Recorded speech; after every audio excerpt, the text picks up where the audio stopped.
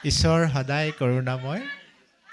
কাক কিমান কৃপা কৰোণাৰ প্ৰয়োজন ভগৱন্তই সেই অনুপাতে দি আছে আৰু দি থাকিব।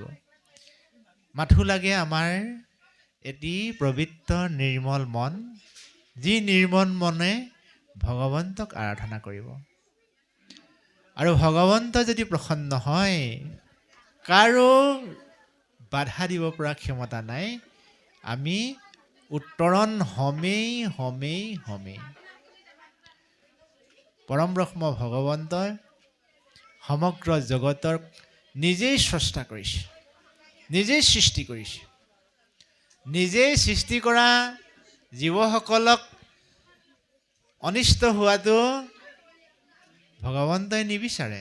উদাহৰণস্বৰূপে এগৰাকী ঘৰৰ গৃহিণীয়ে চোতালৰ মুখত বা তেওঁ ঘৰত সজাই থোৱা ফুলখিনি যেনেকৈ অনিষ্ট হোৱাটো নিবিচাৰে, এনেকুৱা এগৰাকী আই নাই যিগৰাকী আয়ে নিজে ৰোৱা ফুলজোপা ছাগলীয়ে খালেও খওক, গৰুৱে খালেও খওক বুলি ভাবা মানুহ কোনো নাই। মোৰ ছাগলীয়ে কেতিয়াও যাতে ফুল পুলিটো খাব নোৱাৰে, এনেকুৱা এজন কৃষক নাই যি কৃষকে শস্যখিনি কৰি থৈ আহে, গৰুৱে খালেও খওক, ছাগলীয়ে খালেও খওক। কৃষকজনে এনেকুৱা নিৰাপত্তা দিয়ে যাতে কোনো ছাগলী গৰুৱে মোৰ লাই কবি দুৱা অনিষ্ট কৰিব নোৱাৰে। তেনেকুৱা এখন বেৰা দিয়া মানুহজনেই হৈছে কৃষক। আৰু ঘৰখনৰ সৌন্দৰ্যৰ সংৰক্ষণ কৰি ৰখা গৰাকীয়ে হৈছে ঘৰৰ গৃহিণী। তদ্ৰূপ সেই শস্যখিনি বা সেই ফুলখিনিয়ে হৈছোঁ আপুনি মই। আমাৰ মালিক কোন? আমাৰ মালিক হৈছে প্ৰভু ভগৱন্ত। আমি যেনেকৈ ফুলখিনি সংৰক্ষণ কৰিছোঁ, খবৰদাৰ কোনো গৰু আহিব নোৱাৰে, কোনো ছাগলী আহিব নোৱাৰে। তদ্ৰূপ আমাৰ সংসাৰৰ মানুহখিনিক ভগৱন্তই তেনেকৈ নিৰাপত্তা দি ৰাখিছে ছত্ৰছায়াত, যে সাৱধান, মোৰ সৃষ্টি জীৱ কোনো কাৰণত যাতে বিপথে পৰিচালিত নহয়। আমি ঈশ্বৰৰ প্ৰীতিৰ কাৰণে আহিছোঁ, ভগৱন্তৰ প্ৰসন্নৰ কাৰণে আমি সংসাৰলৈ আহিছোঁ।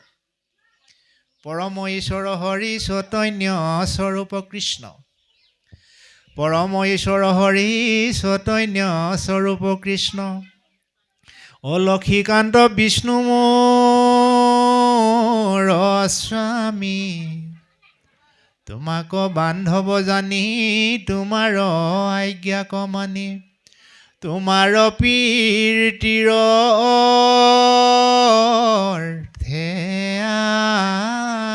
আমি।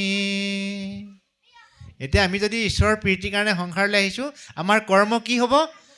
প্ৰভাতে উঠি আমি সংসাৰিক কৰ্মযত অনুবৰ্তি কৰিবো যতনে। হে প্ৰভু দীনবন্ধু কৰ্মৰ যতেক দুখ, অক্ষমী বাহা নিজ কি পাগুনে। সেইজন মানুহ জীৱনত কেতিয়াও উজুতি খাব লগা নহয়। গতিকে সেই সম্পদটো আমাৰ ল'ৰাজন হওক, সেই সম্পদটো আমাৰ ছোৱালীজনী হওক, সেই সম্পদটো মোৰ মানুহজন হওক, সেই সম্পদটো মোৰ মানুহজনী হওক। এই ধৰাধামেৰে জানো আমি সমাজখন চলোৱা নাই? কিন্তু মই হ'ব পাৰিছোঁনে? যদি মই হ'ব পাৰিছোঁ তেতিয়াহ'লে মই জীৱন উত্তৰণ ঘটিলোঁ। আৰু যদি মই হ'ব পৰা নাই, তাৰ বাবে কিন্তু মোৰ মা দেউতা জগৰীয়া নহয়, মোৰ ওচৰ চুবুৰীয়া জগৰীয়া নহয়, আত্মীয় স্বজন নগৰীয়া নহয়। কোন জগৰীয়া? এৰাম নিজ দাস হৈয়া সেৱা কতে জিলো, এহি দুখে ঘূৰ আপদে মজিলোৱে। হৰি হৰি হৰি হৰি হৰি হৰি হৰি, কি কামে কৰিলোঁ। এবাৰ চাপৰি বজাই দিয়ক। এৰামে সাধু সংগ লয়া তোমাক নভজি, ভৈলো কিনো অধু গামীয়ে।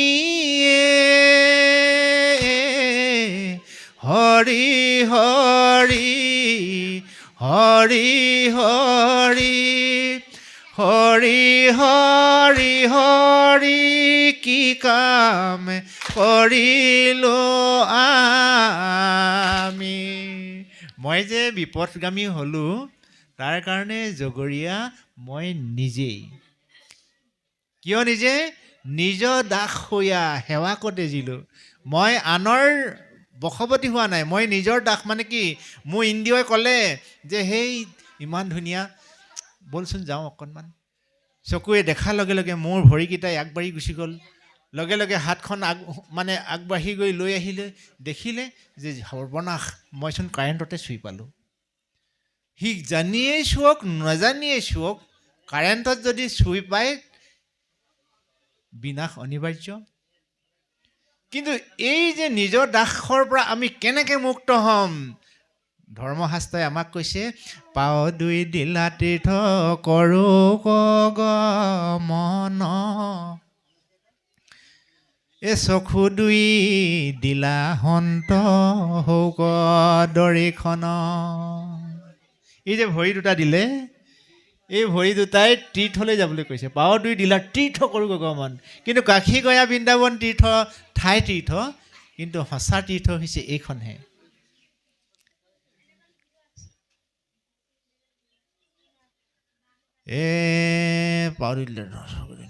এই ৰাম নাখা দিলা তুলসীৰ ঘ্ৰাণ লৈ বাপুন, কৰ্ণ দুয়ে দিলা টান শুনে নাম গুণ। এই হস্ত দুই দিলা কৃষ্ণ কৰ্মে বৰ্তুক।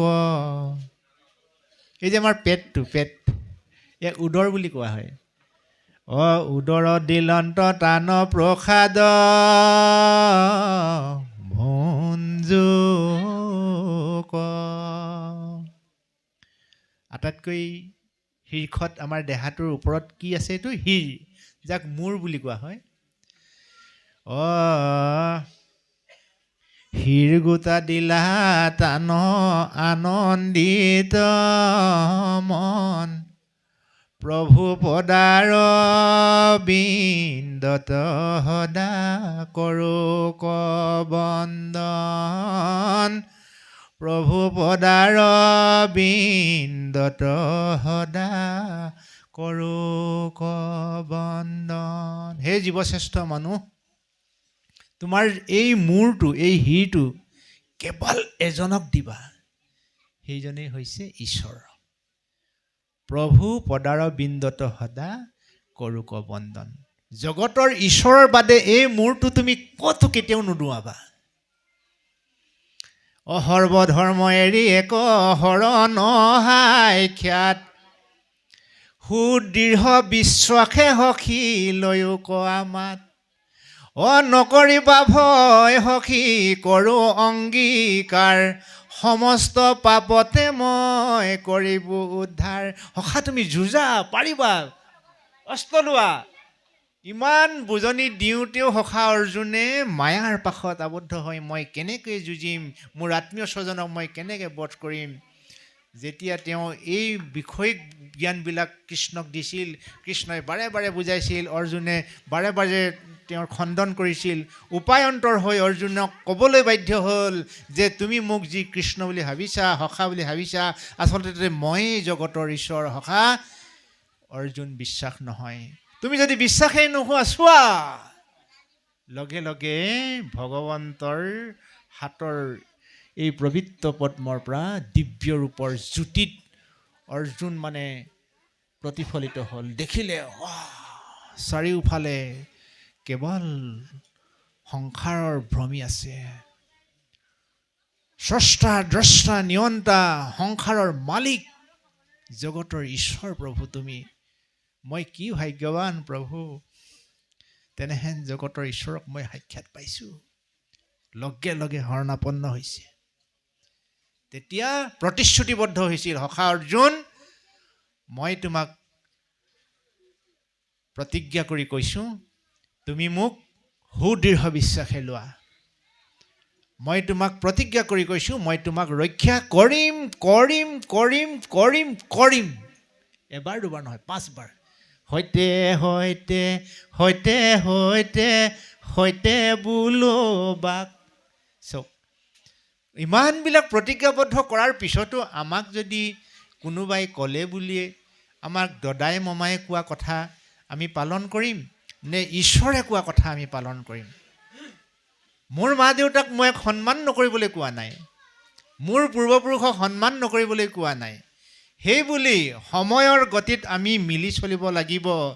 এটা দিন আছিল মানুহে খবৰ দিবলৈ খোজকাঢ়ি গৈছিল, নাৱত গৈছিল, হাতীত উঠিছিল, ঘোঁৰা গাড়ীত উঠিছিল। কিন্তু বিজ্ঞানৰ যুগত আপুনি মই বাৰু এতিয়া ঘোঁৰা গাড়ী ব্যৱহাৰ কৰিমনে? আমি গৰু গাড়ী ব্যৱহাৰ কৰিমনে? আমি নিমিষতে যোৱাৰ আগতেই আমি এক মুহূৰ্তত গোটেই কথাখিনি কৈ দিব পাৰিম। এইটোৱেই বিজ্ঞানৰ যুগ। আৰু আমি যদি আজি আমাৰ ককা দেউতাই কৰি অহা সেই পুৰণিকলীয়া নিয়ম অনুপাতে আমি যে খোজকাঢ়ি যাব লাগে, সেই ধাৰা যদি আমি থাকোঁ, তেতিয়াহ'লে আমি বহু যোজন পিছুৱাই যাম। সেইকাৰণে সময়ৰ লগত আমি ফেৰ মাৰিব লাগিব। মহাপুৰুষ গুৰু শ্ৰীমন্ত শংকৰদেৱ এলাপেচা ব্যক্তি নহয়, সমগ্ৰ জীৱসকলৰ অভিভাৱক। উৰণ বুৰণ গজন গমন। উৰণ মানে পক্ষীজাত, বুৰণ মানে জলজাত, গজন মানে প্ৰাকৃতিকভাৱে উদ্ভৱ হোৱা জীৱবিলাক, আৰু গমন মানে আমি চলা ফুৰা কৰিব পৰা। এই চাৰিমুঠি জীৱৰ কল্যাণৰ হকে মহাপুৰুষ শ্ৰীমন্ত শংকৰদেৱে বিধান প্ৰস্তুত কৰিছিল। গতিকে সেই বিধানবিলাক আমি যদি পালন কৰোঁ, ঘৰখনৰ উপাৰ্জনকাৰী মানুহজনক যেনেকৈ বাকী সদস্যই আশা কৰে, কাৰণ আশা কৰিবই লাগিব, বেচেৰা তেওঁ উপাৰ্জন কৰিলে বজাৰ হাট কৰিলেহে হ'ব। তেওঁ যদি বজাৰ হাটকেইটা নকৰে, উপাৰ্জন নকৰা মানুহকেইটাই কেনেকৈ আনিব? তদ্ৰূপ সেই উপাৰ্জনকাৰী মানুহটোৰ দৰে আমি জীৱশ্ৰেষ্ঠ মানুহখিনিলৈ গোটেই জীৱসকলে আশা কৰি থাকে। আমি যদি কেনেবাকৈ জীৱনটোত সৎ প্ৰয়োগ নকৰোঁ, আমি ইচ্ছা কৰিলে ধ্বংস কৰিব পাৰোঁ, প্ৰকৃতি ধ্বংস কৰিব পাৰোঁ, সমাজ ধ্বংস কৰিব পাৰোঁ। কিন্তু ধ্বংসটো সদায় বৰ্জনীয় আৰু সৃষ্টিটো সদায় আদৰণীয়। সেইকাৰণে জীৱশ্ৰেষ্ঠ মনুষ্যই সমাজ সংস্কাৰ কৰাৰ আগত নিজক সংস্কাৰ কৰিব লাগিব। ধৰ্মশাস্ত্ৰৰ মূল উদ্দেশ্য হৈছে সমাজ সংস্কাৰ কৰাৰ আগত তুমি নিজক সংস্কাৰ কৰিব লাগিব। আৰু নিজক সংস্কাৰ কৰাৰ আহিলা হৈছে সংযম। আৰু সংযম শক্তিৰ উৎপত্তি হোৱা স্থান হৈছে ভকতৰ সং। যি মানুহে সাধুৰ সংগলৈ নাহে, সেই মানুহে জীৱনত কেতিয়াও সংযমশীল হ'ব নোৱাৰে। গতিকে সংযমশীল হ'বলৈ হ'লে সাধুৰ সংগলৈ আহিব লাগিব। আমি নিজেও আহিব লাগিব, আমাৰ অনুচকলকো আনিব লাগিব। আমাৰ ল'ৰা ছোৱালী, যিমান আপুনি মাষ্টৰ হ'লেও, আপুনি শিক্ষক হ'লেও, আপোনাৰ ল'ৰাটোৱে আপোনাৰ কথা নুশুনে। কাৰণ সদায় দেখি দেখি আপোনাক দেউতাক বুলি ভাবে। আৰু দেউতাকে সন্তানক কিমান মৰম কৰে সেই কথাষাৰ বৰ্ণনা নকৰিলেও হ'ব। গতিকে আমি আমাৰ সন্তানক যিমান বুজালেও নহ'ব, সেই সন্তানটো আহি সমাজত বুজিবহি লাগিব। তেতিয়াহে তাৰ মনত কথাখিনি জুকিয়াই ল'ব পাৰিব, ল'ৰাই হওক ছোৱালীয়ে হওক। আজি শিষ্টাচাৰনো কোনে নাজানে, কিন্তু কোনে পালন কৰে কওকচোন? জনা মানুহৰ সংখ্যা 100ৰ ভিতৰত 90 জন, পালন কৰা মানুহ 100ৰ ভিতৰত 10 জন। আমি সকলোৱে জানো শিষ্টাচাৰ কি, মিতব্যয়তা কি, আমি নেজানো জানো? কিন্তু আমি মিতব্যয়তা পালন কৰিছোঁনে? ঘৰত চলিবলৈ থাকক নাথাকক 300 টকা মোবাইলত লাগে, গেছত লাগে, কাৰেণ্টৰ বিল লাগে, টিভি ৰিচাৰ্জ লাগে, প্ৰসাধনত লাগে, খোৱা বোৱাত লাগে, চলা ফুৰাত লাগে। কিমান প্ৰয়োজন ঘৰখনত পইচা পাতি। ইমানবিলাক পইচা পাতি আমাৰ উপাৰ্জনৰ উৎস কি? আমাৰতো সকলোৰে ঘৰত চাকৰি নাই, আমিতো চহা জীৱনৰ খাটি খোৱা মানুহ। গতিকে আমি যদি হিচাপত চলিব নেজানো, তেতিয়াহ'লে আমাক এটা ডাঙৰ শত্ৰুৱে লগ ল'ব। সেই শত্ৰুটোৰ নামেই হৈছে অভাৱ। অভাৱ নামৰ শত্ৰুৱে যেতিয়া লগ ল'ব, ভাল স্বভাৱ থাকিলেও সি পৰিৱৰ্তন হৈ যায়। বুজি পাইছেনে?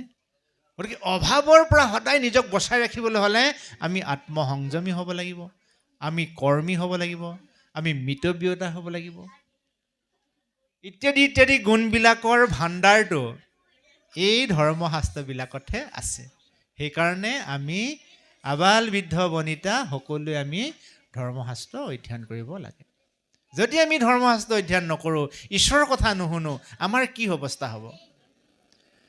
এগৰাকী মাতৃয়ে নিজৰ সন্তানক বেছি গুৰুত্ব দি আনৰ সন্তানক কম গুৰুত্ব দি এই সন্তানটোক ক্ষতি হওক বুলি এষাৰ বাক্য কৈছিল যে, হেৰৌ ধ্ৰুৱ, তই যদি সঁচাকৈ ৰাজসিংহাসনৰ আশা কৰিছিলি তেতিয়াহ'লে তই মোৰ সন্তান হৈ কিয় জন্ম নহ'লি? এতিয়াও সময় আছে, তই যা ঈশ্বৰক আৰাধনা কৰগৈ, এই বুলি তাচ্ছিল্য কৰি দিছিল। আৰু সেই শব্দটোকে নিজৰ মাকৰ আগত যেতিয়া বুজাই ক'লে, মাকে ক'লে, অ' বোপাই হয়তো নকওঁ, তোকতো মাহীয়ে বেয়া কথা কোৱা নাই। মাহীয়ে তোক বেয়া কথা নাই কোৱা বোপাই, ভাল কথা কৈছে। অ' কমল নয়ন এক, অ' কমল নয়ন এক নাৰায়ণ বিনে। মূৰত এনেকৈ হাতখন বুলাই বুলাই মৰমত কৈছে মাকে ল'ৰাটোক। অ' কমল নয়ন এক নাৰায়ণ বিনে, তোৰ ইটো দুখ খন্দাই বেগ পাৰে কোনে। অ' যদিহে বাঞ্চহ বোপাই, যদিহে বাঞ্চহ বোপাই উত্তম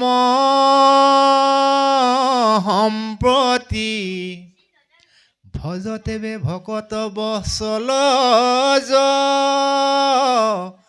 দুপতি। তই যদি উপায় সঁচাকৈ উত্তম সম্পত্তি বিচাৰিছ, তোক মাহীয়াই ভাল কথাই কৈছিলে, তই ভগৱন্তক ভজিবি যা। ইমান সুন্দৰ বিধান। সেই বিধানবিলাক আমি প্ৰয়োগ কৰিছোঁ নে নাই কৰা? সুৰিচি সুনুতি এটা আখ্যানত কোনোবা মানুহ থাকক বা নাথাকক, উত্তম ধ্ৰুৱ কোনোবা থাকক বা নাথাকক, সেই উপমাই কিন্তু আমাক এনেধৰণেৰে শক্তি দিছে, যি শক্তি আমি জীৱনত সফল হ'ব পাৰিম। কিন্তু আমি যদি সেইবিলাক প্ৰয়োগ নকৰোঁ, আছে গৰু নেবাই হাল, থকাতকৈ নথকাই ভাল। এতিয়া ঠাণ্ডা দিনটো পাৰ হৈ গ'ল, বহুতৰ ঘৰৰ মানে শ্ব'কেছত আলমাৰীত কাপোৰ নুলিওৱাকেই থাকিলে, নহয়নে? সেই কম্বলখনৰ কিবা মূল্য থাকিলনে? যদি ঠাণ্ডা দিনত সেই কম্বলখন গাত নল'লেই লেতেৰা হয় বুলি, সেই কম্বলখন থকাৰ কি মূল্য থাকিল কওকচোন? আজি অনুষ্ঠান এটা হৈছে ওচৰতে, আপুনি যদি ধুনীয়াকৈ পাউডাৰ হিমানি অকণ ঘঁহিয়ে নাযায়, তেল অকণ ঘঁহিয়ে নাযায়, সেইকণ ঘৰতে আনা কি মূল্যটো থাকিলে? তদ্ৰূপ এই সংসাৰৰ জীৱতৰণৰ যিখিনি ফৰ্মুলা, এই ফৰ্মুলাবিলাক ধৰ্মশাস্ত্ৰত আছে। ইয়াক যদি আমি প্ৰয়োগ নকৰোঁ, তেতিয়াহ'লে আমাতকৈ কিন্তু দুৰ্ভগীয়া কোনো নাই। গতিকে আমি প্ৰয়োগ কৰিব লাগিব। প্ৰয়োগ কৰিবলৈ হ'লে আমি জাগ্ৰত প্ৰহৰীৰ দৰে নিজক সজাই ৰাখিব লাগিব। নিজক সজাই ৰাখিবলৈ হ'লে মনটোক বুজাব লাগিব। মনটোক বুজাবলৈ হ'লে আমি নিজেই নিজক বুজাব লাগিব। নিজেই নিজক বুজাবা মন, আনে মনক কিন্তু কোনেও বুজাবহি নোৱাৰে পায়। মনক নিজেই বুজাব লাগিব। আৰু মনটো যেতিয়া বুজি উঠিব, তাক আৰু কোনেও বাধা দিব নোৱাৰে। মই গা ধুওঁ বুলি যদি ভাবোঁ অন্তৰৰ পৰা, মই ঠাণ্ডা পানীও মই গা ধুব পাৰিম। মই যদি গা ধোৱা অনুভৱ কৰিব নোৱাৰোঁ, তেতিয়াহ'লে এতিয়া আজি আপোনালোকৰ মাজত আছোঁ, চোলাটো পিন্ধা নাই, অথচ ঠাণ্ডা লগা নাই। কিয়? একাগ্ৰতা আপোনাৰ ভাৱে ধুনীয়াকৈ আছে। ঘৰত যদি থাকিলেহেঁতেন এই ঠাণ্ডা লাগিছে, স্কাৰ্ফ এখন লাগিব, জুই ফুৱাব লাগিব, চাহ অকণ খাবলৈ, মই কেইবাটি চাহ খালোঁ হ'লে ইমান দেৰি আমি, নহয়নে? কিমান তামোল খালোঁ হ'লে আমি কিমান দেৰি। গতিকে সেইবিলাক হৈছে আমাৰ মায়াৰ দেহৰ খাদ্য। গতিকে দেহৰ খাদ্যও খাব লাগিব, কিন্তু ভক্তিৰ খাদ্যও খাব লাগিব। এতিয়া সেই মাতৃ আমি যদি এইখিনিকে নকৰোঁ, তেতিয়াহ'লে আমি মায়াৰ পাশত আবদ্ধ হ'লে আমি জীৱনটো অথলে নিয়াব লাগিব। তেবে তাৰা হ'ব কপুসন্ত চিন্তা জৰে, নাহি কিছু সুখ সৰ্ব অংগদাহ কৰে। ক্ষণো বেচা নাৰীৰ শৃংগাৰৰ পায়, বোলে আৰু আতপৰে কিছু সুখ নাই। ছোৱাল পুতৰ শুনি মধুৰ বচন, দুখে গৃহ সুখে মানি থাকে সৰ্বক্ষণ। যাহাক পুখিলে আতি অধোগতি যায়, তাক সম্বাক পুখে আতি কৰিয়া অন্যায়।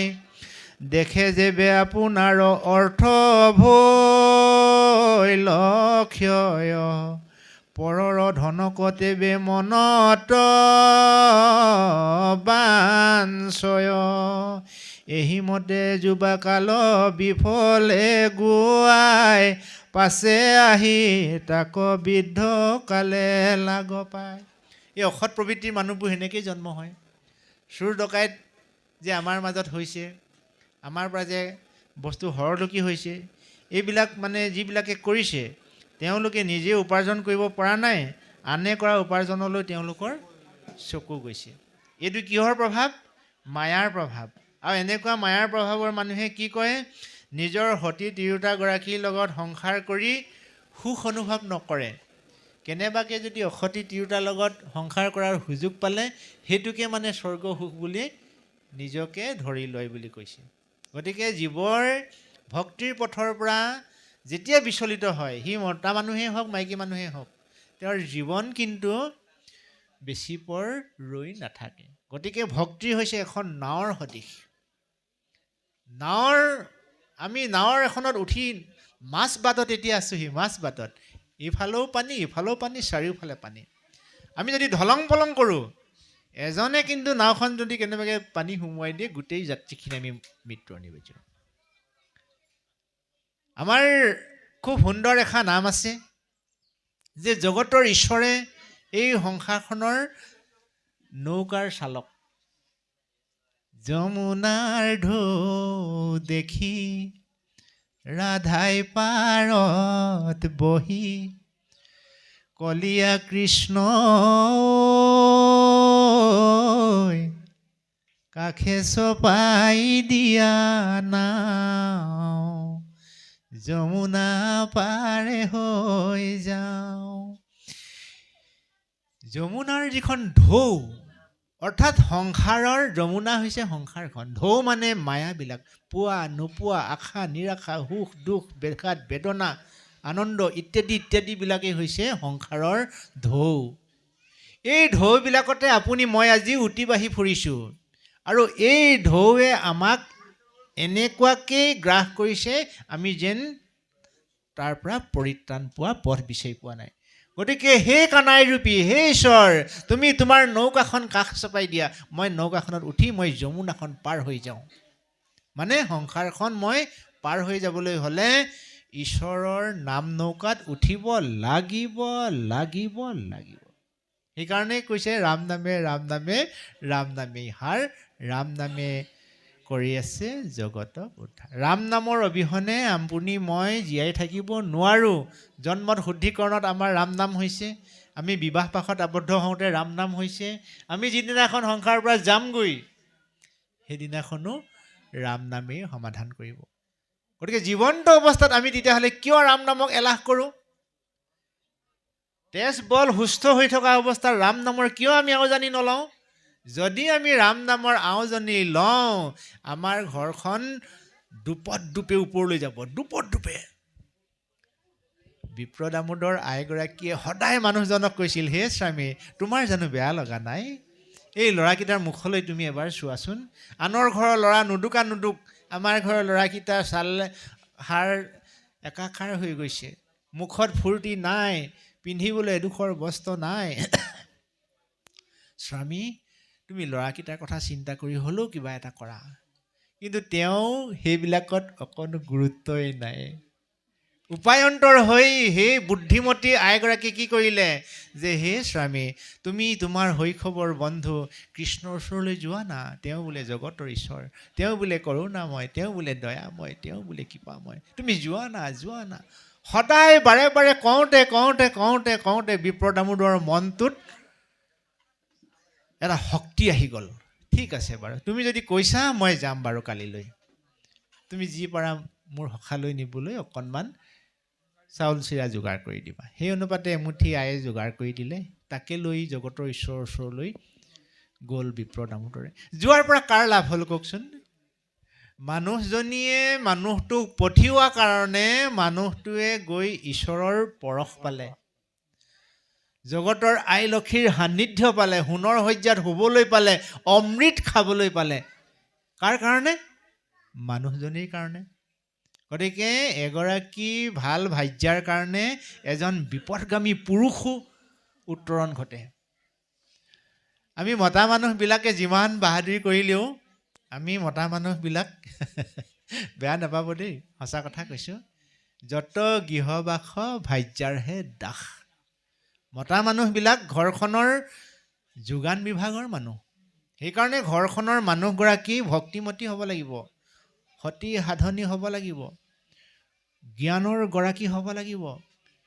যিমান বিপদগামী মানুহটোকো এগৰাকী সুচৰিত্ৰা নাৰীয়ে মানুহজনক ভাল কৰি ল'ব পাৰে, আৰু এগৰাকী অসৎ প্ৰবৃত্তিৰ নাৰীকো মানুহজনে বুদ্ধি কৰি ভাল কৰি ল'ব পাৰে। মাত্ৰ বুজাবুজিৰ প্ৰয়োজন, আলোচনাৰ প্ৰয়োজন। গতিকে আমি তাকে নকৰি পেলাই আমি তাৰ বিপৰীতটো কৰোঁ। আমি কি কৰোঁ? ক্ৰোধ প্ৰয়োগ কৰোঁ। হাই কাজিয়া লাগি কোনোবাই শান্তি আনিব পাৰিছে?